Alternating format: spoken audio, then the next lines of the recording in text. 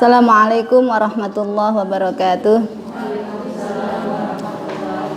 Sahabat-sahabat Fatayat dimanapun berada, para pemirsa, mari kita melanjutkan pengajian Ramadan hari ini, mengkaji kitab Fiqhul Mar'ah Al-Muslimah. Kita akan lanjutkan kembali. Mari sebelumnya kita membaca suratul Fatihah.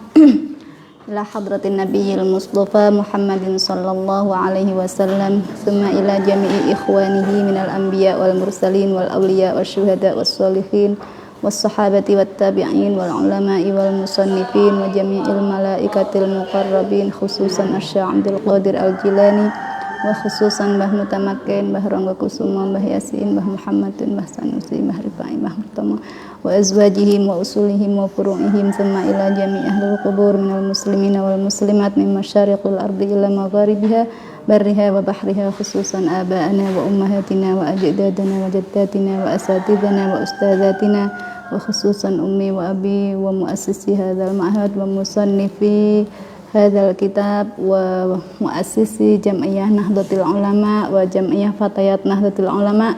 Lahumul Fatihah.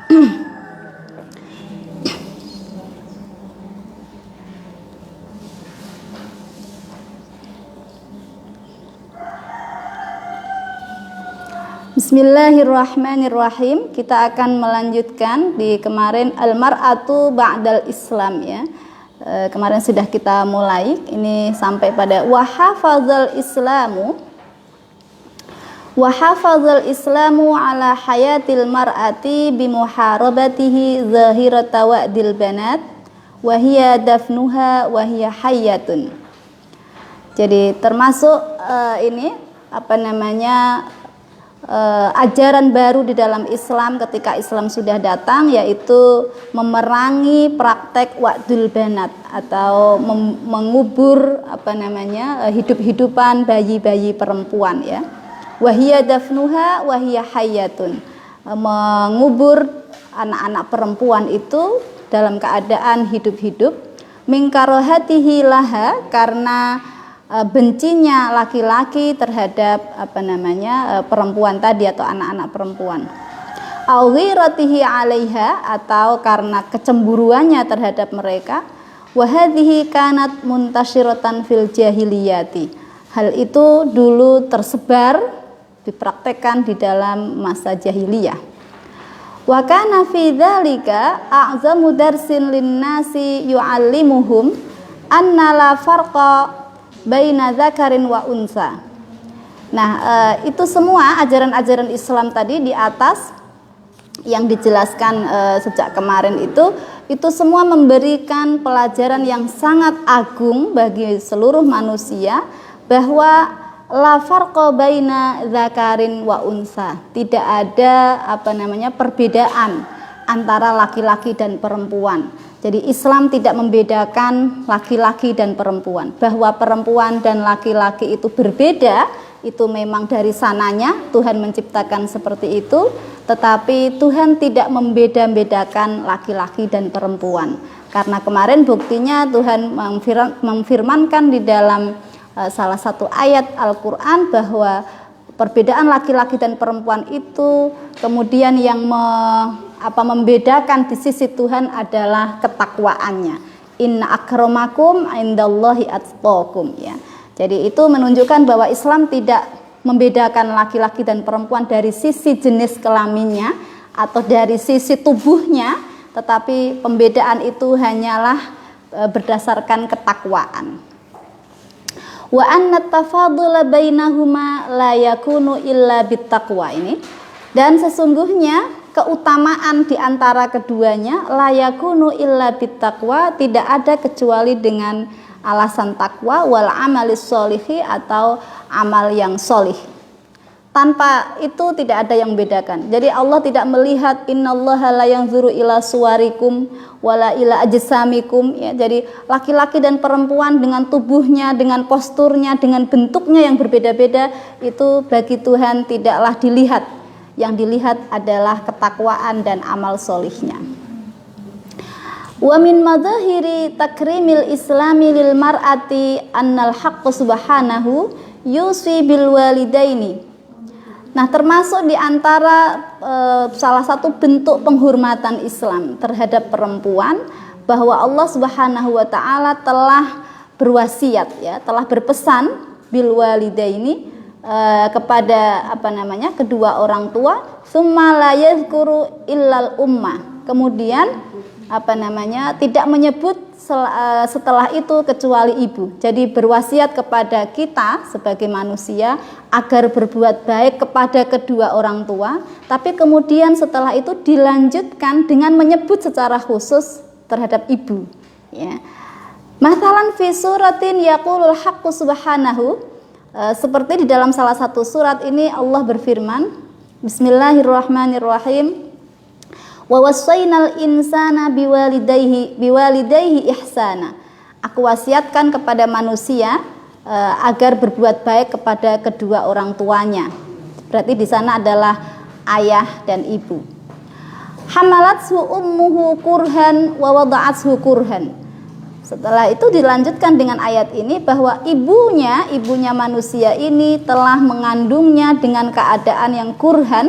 Dalam ayat lain dikatakan wahnan ya, dalam keadaan yang sangat payah, yang sangat berat. Wa wada'athu kurhan, dan juga melahirkannya juga dalam keadaan yang juga berat. Wa hamluhu wa fisaluhu 30 syahron. Dan sejak mulai mengandung hingga menyusui menyapih itu terhitung selama 30 bulan. Ya, kalau 30 bulan ya kalau itu menyusui itu 2 tahun, berarti minimal hamil itu adalah 6 bulan ya kan. Makanya biasanya aqallul hamli itu 6 bulan. Kalau ada anak lahir di bawah 6 bulan biasanya tidak kuat untuk hidup ya. Tapi kalau sudah mencapai 6 bulan itu insya Allah sudah bisa hidup, karena ini melihat dari salasuna syahron, itu kalau dihitung menyusuinya 2 tahun berarti 24 bulan, sisanya adalah waktu hamil minimal. Tapi kalau kenyataannya kita hamil rata-rata itu 9 bulan, berarti kan lebih ya, berarti ada 33 bulan ya. 33 bulan, bukan 33 minggu. Kan dari mulai hamil sampai menyusui, menyapih. Hatta idza balagha ashuddahu wa balagha 40 sanatan qala rabbi auzi'ni an ashkura ni'mataka allati an'amta 'alayya wa 'ala walidayya wa an a'mala shalihan tardahu wa aslih li fi dzurriyyati. Hingga ketika dia masuk usia dewasa dan memasuki usia 40 tahun, ia berkata, wahai Tuhanku, berilah aku kemampuan untuk mensyukuri nikmat-nikmatmu yang telah engkau berikan kepadaku dan kepada kedua orang tuaku, wa an a'mala sholihan, dan supaya saya bisa beramal yang sholih yang engkau ridhoi, wa aslih li fi dzurriyyati, dan perbaikilah atau jadikanlah anak turunku yang baik. Inni tubtu ilaika wa inni minal muslimin. Sesungguhnya saya bertaubat kepadamu, kembali kepadamu, dan saya adalah golongan orang-orang yang muslim. Nah, ini ayat ini menunjukkan bahwa di dalam Al-Qur'an Tuhan itu menyebut secara tegas seorang ibu gitu. Jadi selain pesannya kepada kedua orang tua, itu ibu disebut secara khusus, bukan bapak. Nah, ini nanti Syekh Sya'rawi, Mutawalli Asy-Sya'rawi ini akan memberikan penjelasan kenapa kok ibu disebut secara tegas gitu ya. Nanti di belakang akan ada pelanjutannya. Wa fi surati Luqman yaqulul haqqu subhanahu. Di surat Luqman Allah juga berfirman, wa wassaynal insana biwalidayhi hamalathu ummuhu wahnan ala wahnin wa fisaluhu fi amaini anishkurli wa liwalidayka ilayyal masir.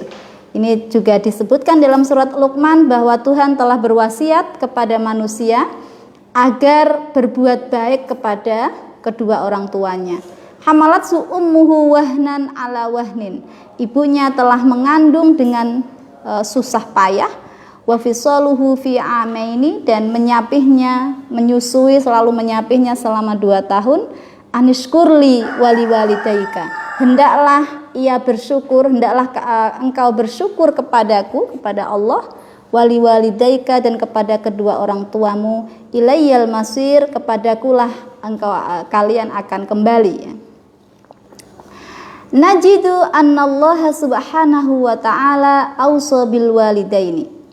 Dari ayat di atas kita mendapatkan bahwa Allah subhanahu wa ta'ala ini berwasiat ya, agar kita berbuat baik kepada kedua orang tua kita. Langsung untuk berbuat baik keduanya, ayah dan ibu. Tsumma dzakara al-umma wahdaha dunal abi. Tapi kemudian Allah menyebut secara khusus, menyebut ibu secara khusus dan tidak menyebut ayah secara khusus. Nah ini lalu timbullah pertanyaan, ya'tihuna ba'dul mustasyriqina wa yas'alun. Nah sebagian orientalis, mustasyriqun itu adalah orang orientalis. Orientalis itu maksudnya adalah orang-orang barat yang mengkaji timur ya, yang salah satunya adalah mengkaji Islam. Mereka bertanya, kaifa annallaha subhanahu wa ta'ala lam yusi illa bil ummi. Bagaimana Allah itu kok bisa berwasiat itu hanya kepada ibu. Summa dzakara fi awal ayah al umma wal aba. Kemudian menyebut di awal ayatnya itu dua, ayah dan ibu. Wa fi akhiril ayah al umma wal aba duna an yusi bil ab. Dan di akhir ayat itu menyebut ibu dan bapak tapi tidak berwasiat secara khusus kepada bapak. Summaman yusi Allah subhanahu wa ta'ala fi hadhil ayah. Lalu siapa yang diberi wasiat oleh Allah di dalam ayat tersebut itu? Sebenarnya yang mau diwasiati ini siapa? Apakah wasiatnya kepada ayah, apa kepada ibu, apa kepada anak? Ya. Ini pertanyaan orang-orang orientalis. Hal huwa yusi at-tifla. Apakah Allah itu berwasiat kepada anak? Artinya ayat itu tadi ditujukan kepada anak. Wa huwa radhi'un, sementara anak itu masih menyusu. Kalau dia masih menyusu, wa huwa radhi'un fi halatil hamli wal wiladah. Dia ini masih dalam keadaan bayi ya, fi halatil hamli wal wiladah, ketika ada terjadi tadi kehamilan dan kelahiran. Wa hal yafqahu hadzat tiflu syai'an. Kok dia yang dikasih wasiat, apakah anak itu bisa memahami dari wasiat itu? Wong dia masih dalam keadaan dikandung dan dilahirkan, berarti kan tidak paham dengan wasiat ini. Ini bagaimana maksudnya Tuhan? Wa hal yaqra'ul qur'ana aw yaqilu. Apakah tifl tadi, anak tadi itu membaca Quran atau memahami Quran? Hal yadhkuru at-tiflu syai'an an hadhil marhalati? Apakah dia akan ingat si anak tadi tentang fase yang disebut di dalam Quran itu, ketika dia dikandung oleh ibunya, ketika dia disusui oleh ibunya? Apakah seorang anak akan ingat peristiwa-peristiwa itu? Idzan man yukhatibu al-Qur'anu huna. Man yukhatibu al-Qur'anu huna. Lalu siapa yang dikhitabi ya? Yang diajak bicara oleh Al-Qur'an di sini. Idza kana yukhatibu at-tifla wa huwa radhi'un fa huwa yukhatibu insanan la yaqilu. Kalau Al-Qur'an ini berbicara kepada anak-anak, wa huwa radhi'un, sementara dia masih bayi, fa huwa yukhatibu insanan la yaqilu. Maka Al-Qur'an itu berarti berbicara dengan manusia yang enggak berakal. Wong dia masih bayi, masih kecil, enggak mungkin memahami isinya Al-Qur'an. Kenapa kok diwasiati? Wa idza kana yukhatibuhu ba'da an kabura fa huwa yukhatibu insanan an fatratin la yatadzakkaruha wa la ya'rifuha. Kalau Al-Qur'an itu menghitobi anak-anak itu setelah nanti dia besar, berarti maksudnya itu bukan sekarang, bukan saat dia masih anak-anak, tapi menghitobinya nanti setelah dia besar. Nah, maka Al-Qur'an itu sama dengan menghitobi atau mengajak berbicara manusia dalam kondisi terpisah, fatrah ya, ada fatrah, waktu terpisah, la yatadzakkaruha wa la ya'rifuha, yang itu dia tidak akan ingat dengan peristiwa-peristiwa yang sudah tadi dilewati. Itu. Ini kan aneh bagi para orientalis, itu aneh gitu. Naqulu lahu. Nah, ini Syekh Mutawalli Asy-Sya'rawi menjawab kegelisahan para mustasyrikun tadi. Naqulu lahu.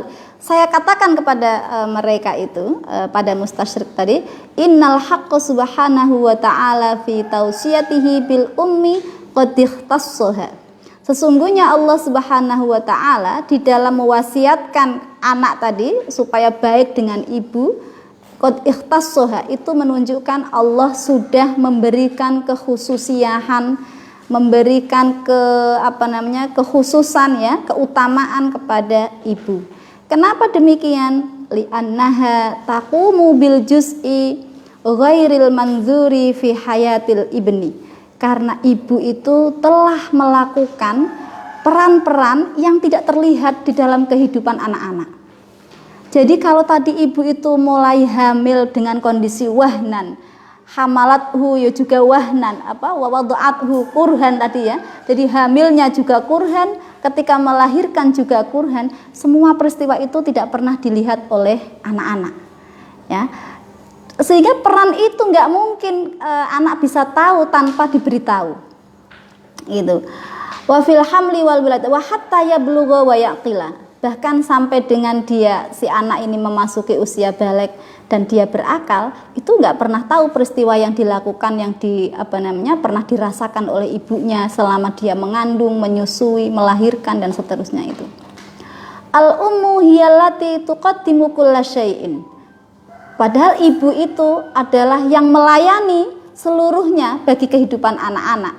Dari mulai masih bayi itu dirawat ya, sampai dia tumbuh besar juga dirawat dengan penuh kasih sayang, dipenuhi kebutuhannya. Hiyallati tasharu tarda'uhu. Ibulah yang harus begadang dan menyusui si bayi. Wahiyallati tahmilu, dan ibulah yang harus mengandung. Wahiyallati talidu, ibulah yang melahirkan. Fa idza kabura at-tiflu wa aqala famanil ladzi yajidu amamahu. Tapi ketika si anak ini sudah tumbuh besar dan sudah mulai berakal, famanil ladzi yajidu amamahu, siapa yang dilihat di depannya? Anak siapa yang disaksikan di depannya? Innahu al-abu. Yang disaksikan adalah ayah. Kenapa? Idza arada syai'an fa inna abahu huwallazi yuhaqqiquhu lahu. Karena ayahnya lah yang biasanya ketika anak itu menginginkan sesuatu, yang ayah yang memberikan. Karena biasanya ayah yang bekerja, yang punya uang. Sehingga kalau minta uang itu kepada ayah, minta mainan yang membelikan ayah, minta pakaian yang membelikan ayah. Sehingga di dalam benak anak-anak, dialah yang paling berjasa, ayahlah yang paling berjasa. Sementara ibunya itu hanya minta uang kepada ayahnya, hanya membantu ayahnya. Mungkin di pikiran anak-anak, ibu tidaklah berfungsi atau tidak berperan penting bagi kehidupannya, karena tidak menyaksikan masa-masa ketika dia dilahirkan. Wa idza arada ayyashtariya syai'an lu'batan jadidatan aw malabisa jadidatan. Wa idza arada malan kullu hadza yaqumu bihi al-abu. Ketika dia mau beli sesuatu ya, mainan baru, baju baru, atau kepingin harta-harta yang lain, semua itu dipenuhi oleh ayah karena ayah yang bekerja. Idzan fadlul abi zahirun amamahu. Maka bagi seorang anak keutamaan ayah itu kelihatan. Ayah baik banget ya, ayah itu suka beliin mainan aku, ayah itu suka membelikan baju baru. Maka yang tampak kebaikannya adalah seorang ayah. Amma fadlul ummi fahuwa mustatirun. Sementara keutamaan ibu itu tertutup, karena dia nggak pernah melihat. Ibunya yang menyusui, yang menyuapi, yang nyebokin itu sudah hilang semua, sudah lupa anak-anak, karena itu masa kecilnya. Maka tertutup semuanya. Mustatirun bin nisbah litifli, tertutup bagi seorang anak. Walidzalika ja'at at-tausiyatu bil ummi aktsaru minal abi. Karena itulah justru Islam itu memberi wasiatnya itu kepada ibu, bukan kepada bapak, tapi memberi wasiat ini ditujukan supaya berbuat baik kepada ibu, karena tadi kebaikan ibu seringkali tertutup. Ya, ini kan nyata dalam kehidupan kita ya. Kadang-kadang kita lupa kalau emak-emak kita itu, ibu-ibu kita itu betapa berjasanya. Itu. Tapi anak-anak seringkali hormatnya kepada ayah, hormatnya kepada bapak. Kalau ayah yang ngendikan pasti sudah taat, sudah mengikuti. Tapi kalau ibunya seringkali ngeyeli begitu ya. Kadang-kadang juga sampai berantem kalau sama ibunya. Lupa dengan kebaikan-kebaikan ibunya. Makanya sampai Tuhan itu mewasiatkan secara khusus kepada ibu ya. Betapa itu Allah itu perhatiannya terhadap perempuan ya. Islam perhatian terhadap perempuan sampai demikian memikirkannya jauh sekali. Limadha? Kenapa? Li'annat tifla hinama yuhaqqiqu lahu abuhu raghabatihi yahussu bifadli abihi alaihi. Karena anak kecil itu ketika melihat ayahnya selalu memberikan kesenangannya ya, keinginan-keinginannya, yahussu bifadli abihi, maka dia bisa melihat dan bisa merasakan keutamaan ayahnya terhadap dia. Lakinnahu nadiran ma yuqaddiru at-ta'ab alladhi ta'ibathu ummuhu fi hamlihi wa wiladatihi. Tetapi jarang sekali ya, anak itu bisa menghargai jerih payah at-ta'ab alladzi ta'ibathu ummuhu, jerih payah yang sudah dilakukan ibunya fi hamlihi, ketika ibunya itu mengandung si anak itu, wa wiladatihi, ketika melahirkan anak itu, wa irdha'ihi, ketika menyusui anak itu, wassahari alaihi, dan ketika begadang untuk anak itu. Seorang anak tidak akan tahu semua betapa rekasanya ya seorang ibu mulai ada janin berumur 1 minggu itu ibu sudah merasakan gejala mual, lemes, nggak doyan makan. Ya ini kalau Mbak Nelly udah ngerasakan 9 bulan ini. Nggak kuat ngapa-ngapain gitu kan, nggak bisa makan apa-apa kecuali air, bahkan kadang-kadang air pun masih muntah ya. Dan itu dirasakan oleh hampir semua perempuan. Saat sudah hamilnya tambah besar, bukan hanya nggak doyan makan muntah, tetapi juga berat tubuhnya. Tidur mau miring juga nggak bisa, mau telentang nggak bisa bernafas, apalagi mau tengkurap tambah nggak bisa lagi ya kan. Jadi rasanya luar biasa, gerah ya, sumuk kalau kata orang Jawa itu, kepanasan dan sebagainya. Kalau panas kepanasan, kalau dingin kedinginan. Setelah itu ketika ditunggu-tunggu kelahirannya, setelah lahir menyusui, proses melahirkan juga sakitnya luar biasa. Seorang ibu harus meregang nyawa ya, mempertahankan untuk kehidupan dirinya dan anaknya. Itu, dan bahkan tidak jarang juga seorang ibu yang harus nyawanya hilang karena mempertahankan kelahiran anaknya. Setelah itu menyusui, kalau kita pengalaman menyusui itu saat 2 minggu pertama menyusui anak itu Masya Allah ya, sakitnya itu dari mulai ujung rambut sampai ujung kaki. Saya sendiri pengalaman merasakan itu. Seandainya seorang ibu itu tidak berpikir bahwa susu ibu adalah yang terbaik bagi anaknya, mungkin ibu sudah akan menyerah, nggak mau, karena berjuang luar biasa mempertahankan atau menahan rasa sakit itu. Tapi itu semua ditahan, dibetahke demi seorang anak, dan anak tidak pernah tahu itu. Maka kemudian diingatkan oleh Tuhan melalui ayat ini ya. Itu betapa rekasannya ibu kita itu. Jadi inilah yang disebut dengan pengalaman khusus perempuan ya. Nah, ternyata Al-Qur'an itu menyebut pengalaman khusus perempuan itu. Semua pengalaman khusus perempuan di dalam hal reproduksi ini itu dari mulai kalau kita sebelum hamil itu ada menstruasi ya. Menstruasi, kemudian kita mengalami ada kehamilan dan kelahiran, ada nifas, menyusui. Ini adalah pengalaman khusus perempuan yang nggak dialami oleh laki-laki, yang semuanya itu dirasakan dengan kesakitan. Menstruasi juga sakit, perempuan mengalami kesakitan. Hamil juga sakit, melahirkan juga sakit.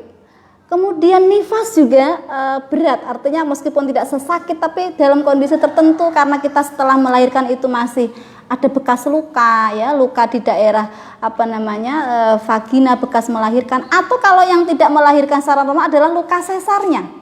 Itu juga tidak kalah sakitnya, sama saja begitu.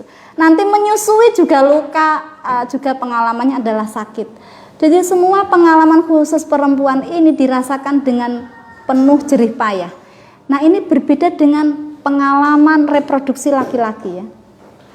Kalau reproduksi laki-laki, yang pertama waktunya pendek, yang kedua pengalamannya semuanya mengenakkan. Ini yang berbeda. Kalau perempuan itu semua pengalaman reproduksinya itu hampir ada rasa sakit yang dialami. Dan waktunya juga panjang. Mens itu berapa? Seminggu minimal ya kan? 1 minggu. Tapi sakitnya jadi sebelum mens. Sebelum mens itu sudah kerasa pegel-pegel. Kemudian mules-mules. Kadang-kadang sampai perutnya kesakitan luar biasa. Bahkan ada yang sampai pingsan nggak kuat ya kan? Lemes nggak kuat itu. Iya, itu setiap bulan merasakan hal itu, gitu. Saat pengalaman berhubungan biologis, ketika misalnya sudah menikah, itu pengalaman perempuan juga menyakitkan dibanding laki-laki. Karena proses intercourse itu kalau laki-laki mengalami kenikmatan, kalau perempuan ada pengalaman sakit, pasti ada lecet dan seterusnya. Nah, ini namanya pengalaman khusus perempuan, dan itu yang luar biasa. Islam perhatikan semuanya ya. Haid disebut tersendiri, kemudian kehamilan disebut oleh Tuhan tersendiri, kelahiran disebut, menyusui disebut, kemudian apalagi jadi itu menunjukkan selama inilah perempuan tuh nggak pernah dikasih perhatian, tapi ternyata ini pengalaman khususnya itu lalu disebut secara eksplisit oleh Quran, akhirnya orang menjadi tahu. Jadi kalau hari ini kita tidak menghargai pengalaman perempuan, itu sebenarnya kita tidak pernah merasakan sapaan Tuhan yang hadir di dalam Al-Quran ya. Dan itu harusnya menggugah kita. Mestinya ini menjadi perhatian di dalam semua kehidupan kita, termasuk adalah bagaimana menafsirkan agama, menafsirkan hukum ya, menggali hukum yang bisa benar-benar memberikan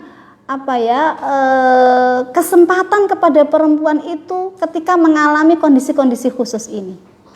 Nah, ini yang seringkali masih absen di dalam fikih ya, nyun sewu misalnya fikih klasik itu seringkali perhatian ini dianggap atau kurang dianggap terlalu penting. Dianggapnya pengalaman khusus perempuan itu ya sudahlah, memang perempuan ya begitu, memang itu sudah takdirmu ya, kamu terima saja, nggak usah protes, nggak usah minta diperhatikan. Itu menunjukkan kita tidak memperhatikan bahwa ini semua adalah sesuatu yang penting ya, begitu. Nah, ini Tuhan memberikan perhatian itu. Wa huwa yazidu ad'afin ma yuqaddimuhu abuhu. Dan pengalaman itu semua tadi, taab tadi itu, capek lelahnya ibu itu yazidu ad'afin. Itu melebihi bertingkat-tingkat ma yuqaddimuhu abuhu, apa yang sudah dilakukan oleh ayah si anak itu. Wa min huna ja'at at-tausiyatu bil ummi. Nah, dari situlah maka wasiat Tuhan itu dikhususkan kepada perempuan atau pada ibu. Hatta anna Rasulullah sallallahu alaihi wasallam qala, bahkan hingga Rasulullah pun pernah bersabda, ummuka salasa marratin, sampai 3 kali, ummuka summa qala abuka, lalu kemudian baru dikatakan bapakmu. Walakin ma huwal hadafu min hadat tadhkiri, apa sebenarnya dari tujuan dari mengulang-ulang itu? Idza kanal insanu la yaqilu hadhil fatrata, kalau manusia itu belum mengerti, belum memahami masa-masa itu, hadhil fatrata min hayatihi, masa-masa itu dalam kehidupannya, la yatadzakkaruha mutlaqan, dia tidak akan mengingatnya sama sekali. Nah, ini dijawab, innal hadafa huwa ayyara dzalika ala ghairihi yanzuru ilal ummahati liyara kaifayat abna. Tujuannya adalah supaya si anak itu tadi bisa melihat pada yang lain, yang zuru ilal ummahati, supaya bisa melihat kepada ibunya, liyaro kaifayat abna, supaya dia bisa mengerti bagaimana ibunya itu bersusah payah, capek, wa kaifa yu'anina, dan bagaimana ibunya itu memperhatikan si anak itu, memberi perhatian, wa yuqasina, dan bagaimana ibunya itu betahke menahan rasa sakit yang dialami berbulan-bulan itu tadi. Wa kaifa yasharna ala atfalihinna, dan bagaimana ibu itu harus begadang demi anak-anaknya. Wa madza yatahammalna min masyaqqatin, dan apa yang telah ditahan dari berbagai rasa masyaqqah itu. Wa indama yarahu ala ghairihi yudriku anna hadza qad hadatsa wa yahussu bihi. Kalau dia sudah mengerti, maka dia akhirnya bisa memahami apa yang telah terjadi dan bisa merasakan. Walidzalika yaruddu al-jamil, dan karena itu dia bisa membalasnya dengan yang baik. Fallahu subhanahu wa ta'ala yuridu ayyudzakkiruna bi ta'abil ummi. Jadi Tuhan itu ingin memberikan atau mengingatkan kepada kita dengan jerih payah ibu. Wa yuridu ayyusiyana bil itsnaini, dan ingin berwasiat kepada kita dengan kedua orang tua kita sekaligus, bapak dan ibu, bil itsnaini ma'an al abi wal ummi, walakinnahu yusina bil ummi wa yakhussuha bidzikri aktsara. Tetapi kemudian berwasiat secara khusus dengan menyebut ibu secara lebih banyak. Kenapa? Li'anna ta'abaha ghairu wadhihin, karena susah payahnya atau lelahnya ibu itu tidak terlihat. Ghairu wadhihin fi aqlil ibni, pada pikiran anak. Bainama yaf'aluhu al-abu wadhihun wa zahirun amamat tifli, sementara apa yang dilakukan ayah itu sangat jelas, sangat terlihat di depan anak-anaknya. Hakadha nara takrimal islami lil ummi. Beginilah tadi kita telah melihat bagaimana Islam itu menghargai ibu, wa taqdira dauriha, dan menghargai perannya fil hayati, dalam kehidupan. Hatta anna Rasulullah yaqul al jannatu tahta aqdamil ummahat, sehingga Rasulullah sallallahu alaihi wasallam bersabda bahwa al jannatu tahta aqdamil ummahat, surga itu di bawah telapak kaki ibu. Kenapa sampai begitu? Karena tadi betapa perjuangan ibu itu luar biasa beratnya, dan itu tidak terlihat semuanya. Jadi ini seringkali kita nggak ngeh, ya kan? Ibu itu yang kerjanya 24 jam, tengok-tengok di rumah itu nggak pernah mandek, tapi dibilangnya ibumu bekerja di mana? Enggak bekerja, ya kan? Ini kan ironis sekali ya. Itu realitas anak-anak kita seperti itu. Dibilang ibumu bekerja di mana? Ibu saya tidak bekerja. Padahal dia bangun jam 4 sampai jam 4 lagi itu nggak pernah mandek, ya kan? Sementara kalau ayahnya hanya bekerja dari jam 8 sampai jam 3 sore, dibilangnya bekerja. Kalau sampai rumah ada hal-hal yang nggak beres, masih dipaidu. Kamu ngapain saja, nggak kerja di rumah kok masih nggak beres? Bu, ya kamu itu bisa merasakan kerjaan saya itu loh, dari jam 8 sampai jam 3 sore. Sekali-kali harus diajak berbicara ya, yang kayak gitu. Ya sudah, kalau begitu gantian, saya yang bekerja dari jam 8 sampai jam 3, jenengan yang bekerja dari pagi sampai tengok-tengok omah. Kira-kira bisa beresi apa enggak, ya kan? Nah, ini kadang-kadang suka harus diajak begitu. Makanya memang seandainya kayak indahnya itu atau idealnya adalah pekerjaan baik di publik maupun di domestik itu kalau dikerjakan bersama-sama, sehingga bisa memberikan pengalaman dan rasa yang sama, itu akhirnya bisa saling menghargai ya. Maka kita penting mengajak sesekali bapak-bapak suami-suami kita. Jangan suami kita ya, bukan suami kita. Ini untuk sesekali juga ikut turun ke dapur ya kan, berbagi. Kalau kita ini masak, bapak-bapak ikut menyiangi sayurnya misalnya, atau sekedar gorengin tempenya ya, itu kan indah sekali kan. gitu. Jadi bapak-bapak juga bisa merasakan perhatian. Dan saya rasa ibu itu atau istri kalau masaknya ditemenin suaminya pasti kayaknya lebih semangat ya, lebih semangat ya. Dan itu mengajak kita untuk bisa saling menghargai. Nah itu dua bab di awal tentang kondisi perempuan pra-Islam dan pasca-Islam. Nah sekarang kita akan melanjutkan pada tema yang lain, yaitu masuk pada aurat ya, penjelasan tentang aurat perempuan. Nah sebelum nanti saya baca tentang aurat ini, barangkali kita harus juga melihat konteks lagi. Di awal kita sudah melihat persoalan perempuan pra dan pasca Islam, bagaimana dulu kondisi perempuan di sebelum Islam, kemudian sampai pada datangnya Islam, betapa luar biasanya Islam menghargai perempuan.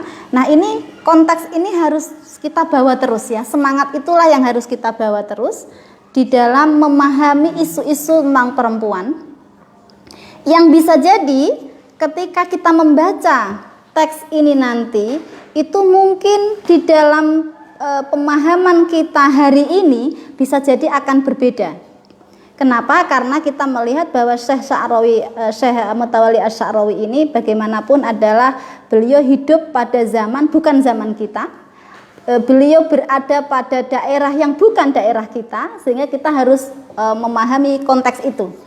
Sehingga kita tidak menyalahkan kepada musonif, tapi juga kita kemudian tidak mengambil secara harfiah apa yang ada di dalam ini untuk kehidupan kita, karena mungkin bisa jadi akan ada yang berbeda. Ya ini makanya di awal ini saya memberikan konteks ini, harapan saya di situ. Jadi kita harus membingkai semangat dasar Islam adalah memberikan penghargaan kepada perempuan, ya, membebaskan perempuan. Membebaskan itu bukan berarti, jangan dipahami membebaskan itu membuat perempuan sakarpe dewe liar, bukan ya.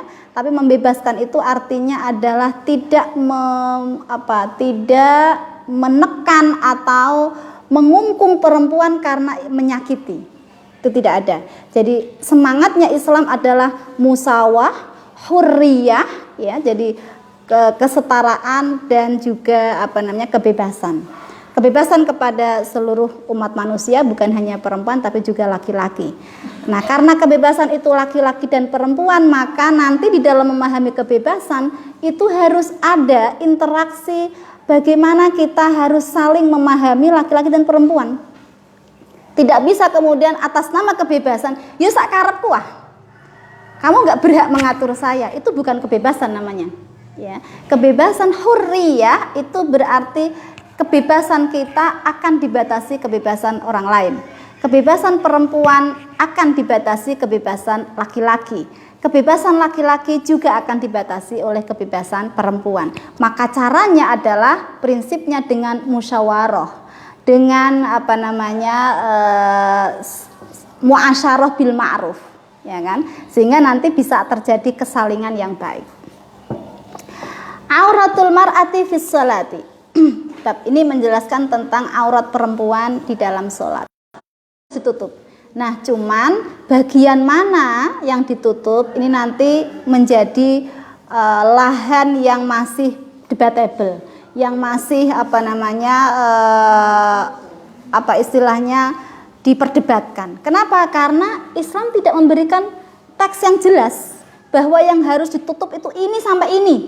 Itu tidak setegas itu, tapi nanti ayatnya itu hanya disuruh untuk misalnya ghaddul basar, disuruh untuk mengelembrehkan jilbabnya misalnya, ya kan. Nah, ini kan sesuatu yang masih sangat masih sangat abstrak begitu. Disuruh menutup semua kecuali illa ma dzahara minha. Nah, ini kan illa ma dzahara minha itu mana batasannya? Nah, maka nanti disitulah ulama itu perbedaan ijtihadnya menjadi bermacam-macam. Ya kan, sampai ada aurat itu nanti dibagi-bagi. Ada aurat di dalam sholat, ada aurat di luar sholat, ada auratnya orang yang merdeka, ada auratnya budak, ada auratnya sesama perempuan dengan auratnya orang yang lain jenis, laki-laki dan perempuan. Nanti yang perempuan dan laki-laki dibedakan lagi, yang mahram dengan yang ghairu mahram. Nah, itu menunjukkan bahwa batasan aurat itu tidak tegas. Batasan aurat itu sesuatu yang ijtihadi, ya. Idzan kasyafa dhira'ul mar'ati athna as-salati fa bi harakatin sari'atin tughdi nafsaha. Nah, ini Syekh Mutawalli Asy-Sya'rawi mengatakan ketika zira'nya perempuan, lengannya perempuan itu terlihat di tengah-tengah sholat, fa bi harakatin sari'atin tughdi nafsaha, maka dia bisa melakukan gerakan cepat untuk menutupnya. Itu diperbolehkan, artinya tidak membatalkan sholat. Kalau kita misalnya nggak sengaja kebuka, maka segera tutup supaya tidak terbuka lagi, ya. Misalnya entah itu lengan, entah itu kaki misalnya, ya, kadang-kadang itu, maka segera tutupi, maka itu tidak berbahaya. Ala an tuhata ba'da dzalika qabla shalah bi an tartadiya minal malabisi ma yasturuha tahta darhati. Nah, sebaiknya dia ini supaya berhati-hati setelah sholat, sebelum sholat. Nah, setelah itu dia sebaiknya berhati-hati kalau sudah pernah terjadi terbuka nggak sengaja itu, nanti kalau mau sholat lagi sebelum sholat dia harus hati-hati, dicek dulu bagian-bagian mana, apakah tutup auratnya sudah pas atau belum, ya, diperhatikan dulu. Misalnya bi antar tadya minal malabisi ma yasturuha tahta tarhati. Misalnya dia bisa menggunakan tambahan baju yang bisa menutupi bagian bawahnya kerudung. Orang sini bilangnya apa, mau kena, ya. Jadi kan misalnya ini kerudungnya itu kayak gini, bisa jadi rambutnya akan keluar terbuka, maka dikasih tambahan di bawah kerudung ini, namanya apa? Bandana atau ciput atau apa, ya, gitu. Atau kalau dulu bilangnya itu mau kena gitu, ya, orang Jawa itu. Kalau sekarang orang Jakarta bilang mau kena itu maksudnya rukoh.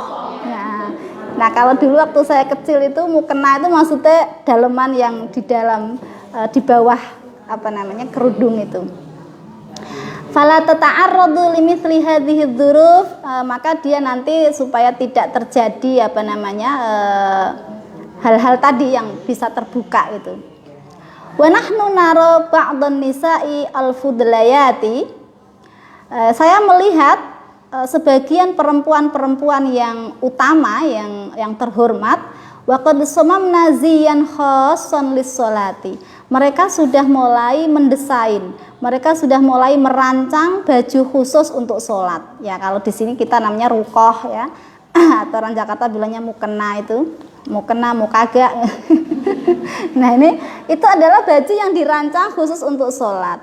Bihaitsu yaj'alu al-mar'ata tusalli fi hudu'in, supaya menjadikan perempuan itu bisa sholat dengan lebih tenang. Wahia mutmainnatun lisatrikul limatul libasatruhu, dan dia merasa tentram untuk bisa menutup bagian-bagian yang diminta agar ditutupi.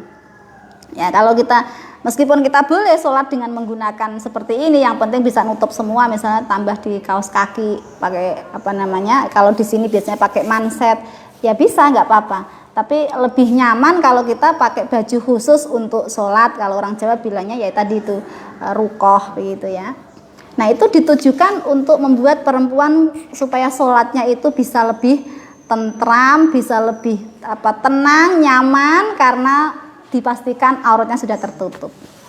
Fala yanshaghilu baluha bila fitarhati haulaha, maka dia tidak tersibukkan hatinya untuk melipat-lipat kerudungnya yang ada di sekitarnya. Jadi nggak sibuk harus diikat lah, harus di ini gitu. Karena kalau sudah pakai baju khusus, sudah tenang, sudah pasti bisa menutupi. Litastura ma qad yabdu minha, supaya menutupi bagian-bagian yang terkadang bisa terlihat. Wa bidzalika la tashghilu bil baluha athna as-salati illa biwuqufiha baina yaday rabbiha azza wa jalla. Nah, karena itu hatinya juga tidak tersibukkan ketika di tengah-tengah sholat itu kecuali dengan menghadap kepada Tuhannya. Fatu'atti bidzalika sholatan khasyi'atan mutmainnatan. Maka perempuan bisa menjalankan sholat dengan kondisi yang khusyuk, dengan kondisi yang tenang. Nah, wa yushtaratu fil malabisi allati tu'addi fiha al-mar'atu as-sholata alla takuna wasifatan wala kasyifatan. Nah, ini Syekh Mutawalli Asy-Sya'rawi tidak memberikan batasan jelas ya. Mana ini yang yang ditutupi. Jadi ini seakan-akan beliau ya sudah mengikuti jumhur ulama saja bahwa yang ditutupi ketika sholat itu kalau perempuan jami'ul badani illal wajha wal kafaini. Nah, cara menutupnya bagaimana? Ini dia memberikan rambu-rambu umum. Ya, wa yashtaratu fil malabis. Ketika tadi diciptakan ada desain khusus baju untuk menutup aurat ketika sholat, syaratnya yang penting baju itu adalah allati tu'addi fiha al-mar'atu as-sholata, baju yang digunakan perempuan untuk sholat, alla takuna wasifatan, bajunya tidak membentuk tubuh, wala kasyifatan, dan tidak terbuka. Maksudnya bagaimana? Bimakna alla takuna dayyiqatan tuhaddidu syakla jismiha. Maksudnya adalah baju itu tidak sempit, tidak press body, tuhaddidu syakla jismiha, yang bisa memperlihatkan bentuk tubuhnya. Jadi enggak pakai baju ketat begitu. Itu syarat umum yang diberikan oleh Syekh Mutawalli Asy-Sya'rawi. Wala syafafatan bihaitsu yadhharu ma tahtaha, dan enggak tipis, enggak transparan sehingga bisa menampakkan apa yang di bawah kulit atau di bawah baju itu. Jadi kulitnya ini enggak terlihat. Kalau tipis transparan kan terlihat ya. Kalau kulitnya warna sawo matang kelihatan sawo matang, kalau kulitnya warnanya putih kelihatan putih, itu berarti belum bisa dikatakan menutup aurat. Maka menutup aurat tidak boleh menggunakan misalnya kain yang tipis itu biasanya kain sifon. Nah, ya seperti sifon gitu.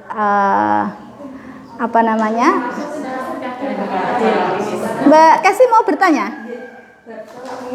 Kalau kita sholat pakai rukun yang atas bawah. Yang lojor itu kepenak telapak tangan kelihatan. Kalau atas bawah itu biasanya ada yang pakai kaos cedak. Pas kita di sini tuh telapak tangannya nggak kelihatan. Ya, oke, nanti saya lanjutkan dulu ya ini. Wa antakuna satiratan li badaniha kullihi, dan bisa menutup seluruh tubuhnya. Ya, artinya seluruh tubuhnya selain tadi ya wajah dan kafa ini. Selain muka dan dua telapak tangan. Nah, dua telapak tangan ini yang harus kita ketahui adalah batasannya itu sampai al-ku', ini pergelangan ya. Jadi berarti telapak tangan ini depan dan belakang ini dua-duanya bukan aurat. Jadi ini boleh diperlihatkan. Jadi misalnya jenengan pakai baju gitu ya begini, ini nggak apa-apa dibuat sholat. Yang penting ini ke bawah tidak terlihat. Ya, kalau ini depan belakang bukan aurat. Jadi jangan salah paham, kadang-kadang ada yang memahami yang aurat yang depannya saja enggak aurat, belakangnya harus ditutup. Terus bagaimana nanti cara nutupnya? Kalau kita pakai rukoh yang lajuran itu kan di sini kelihatan masih ya kan, dikasih cantolan begini masih kelihatan. Nah, terus bagaimana dengan mukena atas bawah? Ini sering sekali saya mendapatkan pertanyaan itu juga. Karena ada beberapa kali edaran dalam bentuk video ya yang memberikan pernyataan yang agak keras terhadap ketidaksahannya sholat dengan menggunakan rukoh atas bawah atau potongan ya. Nah, ini yang perlu kita pahami dulu, sebenarnya menutup aurat itu caranya bagaimana sih? Nah, di dalam fikih menutup aurat itu harus kita tutup itu dari arah depan, belakang, samping kiri dan kanan, serta atas. Bukan dari bawah. Kalau dari arah bawah kok terlihat, itu tidak termasuk atau tidak termasuk membuka aurat. Gitu. Tetapi telapak kakinya perempuan itu termasuk aurat. Kalau terlihat dari selain arah bawah. Bisa dipahami nggih? Kalau terlihatnya dari arah bawah nggak apa-apa. Misalnya ini saya sering kali mencontohkan begini. Anda sholat, kebetulan itu misalnya di lantai 2 tapi lantainya itu kaca. Nah kan transparan tuh, ya kan? Terus ada orang, loh dari bawah itu nyoteng ke bawah. Loh kamu kok kelihatan auratmu, berarti nggak sah dong sholatmu. Loh salah sendiri kamu ngelihat dari bawah, bukan salahnya sih yang menutup aurat. Begitu ya.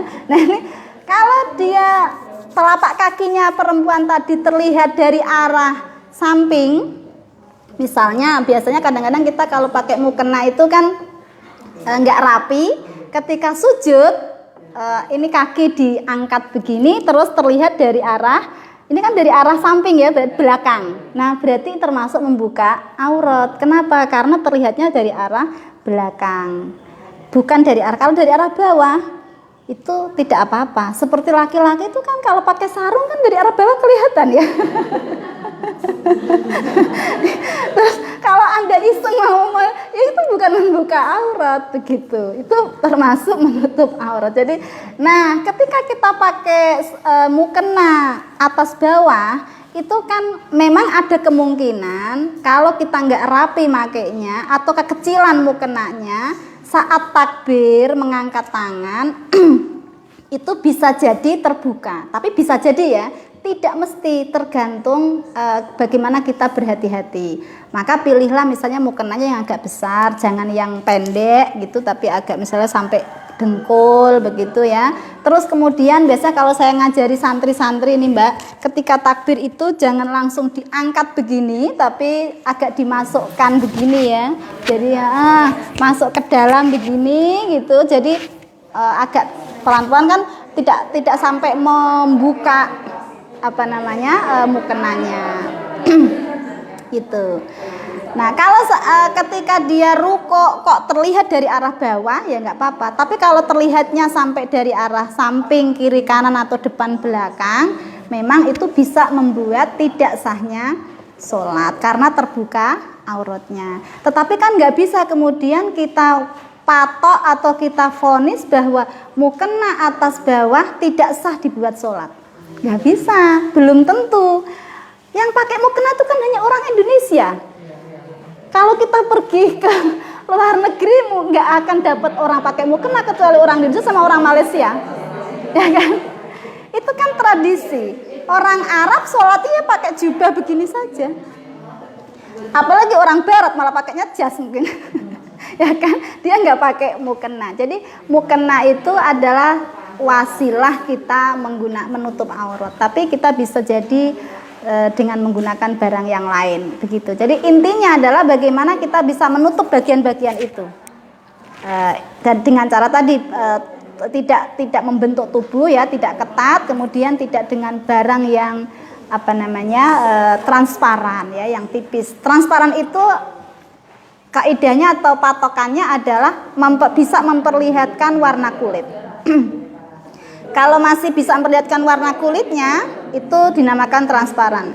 Tapi kalau hanya melihatkan, misalnya begini, kadang kan baju itu ada yang terawang ya, tapi nggak sampai kelihatan warna kulitnya. Misalnya kamu kalau nyun sewu ya, kalau kita pakai mukena putih begitu, itu kebetulan jenengan nggak pakai baju, itu orang melihat bisa kan terawang itu, maksudnya kelihatan bodinya, tetapi tidak memperlihatkan warna kulit. Itu nggak apa-apa.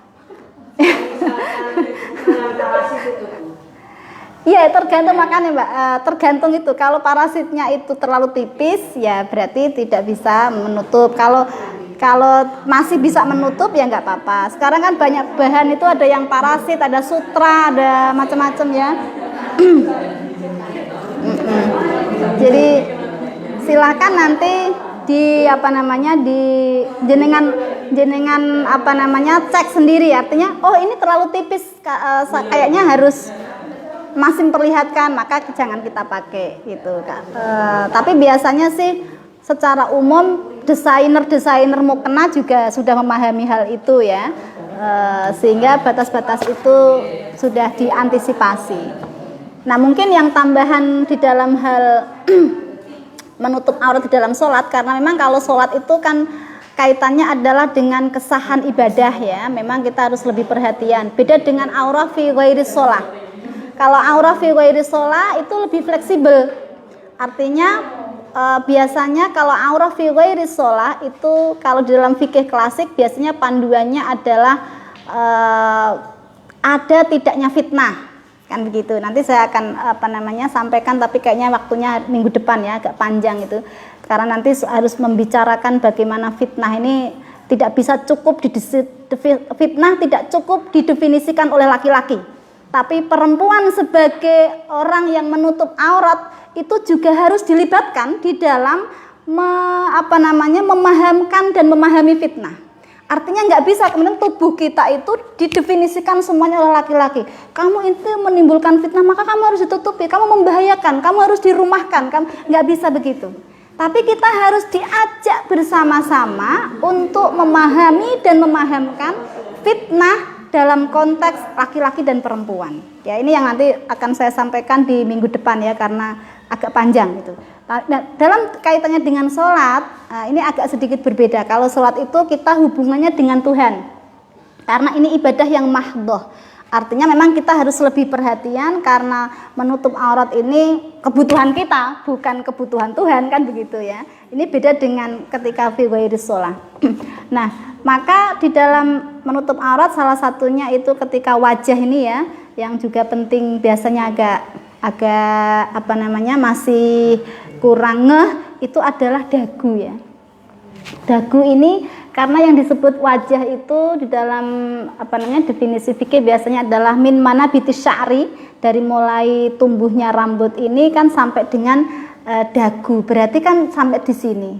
Karena kalau di sini ini sudah bukan wajah. Jadi yang diperbolehkan itu kan memperlihatkan wajah. Nah, muntahadzakon itu bagian dari tempat pole janggut. Itu kan kalau janggut itu di sini berarti kan pole sampai sini saja. Berarti yang di bawah sini itu termasuk aurat. Jadi ketika kita sholat harus kita tutup. Maka saya biasanya kalau ngasih tahu ke anak-anak santri, maka kalau sholat dengan cara seperti ini tidak cukup. Misalnya pakai kerudung berarti harus ditarik ke depan. Atau kalau pakai mukena dipastikan mukenanya itu ada tambahan, biasanya kan ada segitiga kecil ya, itu orang kuno itu desainernya pinter itu, ditambahi kain kecil begitu kan, itu untuk memastikan bahwa dagu ini bisa tertutup rapat begitu. Karena kalau nggak ada itu biasanya sulit untuk bisa menutupi. Cuma kadang-kadang desainer di modern ini di masa sekarang nggak ngerti fungsinya, kain tambah larang, suatu tambah cilik. Kadang-kadang malah nggak ada, ya kan? Ini yang harus kita hati-hati, gitu. Dalam hal kaitannya dengan menutup aurat dalam sholat kita harus lebih perhatian, karena ini memang menyangkut sah dan tidaknya ibadah kita, gitu. Tapi kalau fi ghairi sholat nanti bisa tarik ulur, artinya kita bisa memperbincangkan dengan cukup intens dan berkembang begitu. Tapi kalau di dalam sholat ya memang kadang-kadang kita harus sami'na wa ata'na, karena ini urusan kita dengan Tuhan begitu. Kalau yang tadi kafain ya itu depan belakang ini nggak apa-apa, yang penting sampai dengan pergelangan tangan ini sudah aman begitu. Itu yang mungkin bisa saya sampaikan pada kesempatan hari ini terkait dengan bab auratul mar'ah fis shalah. Insyaallah kita akan sambung lagi dengan pembahasan auratul mar'ah tapi fi ghairi shalah ya nanti. Terima kasih atas kehadiran dan kerawan panjenengan semua, baik yang offline maupun online. Kurang lebihnya mohon maaf. Akhirul kalam wallahul muwaffiq ila aqwamit thoriq. Wassalamualaikum warahmatullahi wabarakatuh.